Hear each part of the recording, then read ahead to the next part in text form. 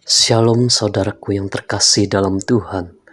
Renungan pagi ini adalah pergumulan manusia dan kemenangan di dalam Kristus. Yang terdapat dalam Roma 7 ayat 18 berkata, "Sebab aku tahu bahwa di dalam aku, yaitu di dalam aku sebagai manusia, tidak ada sesuatu yang baik. Sebab kehendak memang ada di dalam aku, tetapi bukan hal berbuat apa yang baik." Roma 7 menggambarkan pergumulan batin manusia yang ingin melakukan yang baik tetapi seringkali jatuh ke dalam dosa. Rasul Paulus dengan jujur membuka isi hatinya bahwa hukum Taurat memang baik, tetapi dosa yang ada dalam diri manusia membuat manusia sulit menaati kehendak Allah.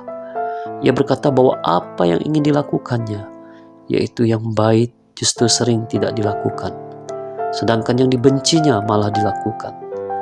Pergumulan ini menunjukkan bahwa manusia tidak dapat mengandalkan kekuatan sendiri untuk hidup benar di hadapan Tuhan. Melalui bagian ini kita belajar bahwa dosa bukan sekadar kesalahan kecil, tapi kuasa yang dapat mengikat hati manusia. Banyak orang ingin berubah, ingin hidup lebih baik, lebih sabar, lebih mengasihi, lebih taat kepada Tuhan, tetapi pada kenyataannya sering gagal. Roma 7 mengingatkan kita bahwa tanpa pertolongan Tuhan, manusia akan terus jatuh dalam kelemahan yang sama. Hukum Tuhan menyadarkan manusia tentang dosa, tetapi hukum itu sendiri tidak mampu menyelamatkan manusia dari kuasa dosa. Namun Roma 7 tidak berhenti pada keputusasaan. Paulus akhirnya berseru, "Siapakah yang akan melepaskan aku dari tubuh maut ini?" Lalu ia memberikan jawabannya, "Syukur kepada Allah oleh Yesus Kristus Tuhan kita." Disinilah letak pengharapan orang percaya.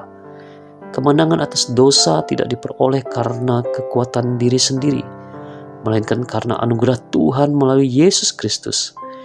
Ketika manusia datang kepada Kristus, Tuhan memberikan kuasa baru untuk hidup dalam ketaatan dan pembaruan. Sebagai orang percaya, kita tidak perlu berpura-pura seolah tidak memiliki pergumulan. Tuhan mengetahui kelemahan kita, tetapi Ia juga menyediakan pertolongannya setiap hari. Saat jatuh, kita diajar untuk datang kembali kepada Tuhan, bertobat dan bergantung kepada Roh Kudus. Pergumulan memang masih ada, tetapi di dalam Kristus selalu ada pengharapan dan kemenangan. Roma 7 mengajarkan bahwa kehidupan rohani bukanlah perjalanan tanpa pergumulan. Setiap orang percaya pasti pernah merasakan konflik antara keinginan untuk hidup benar dan kelemahan daging.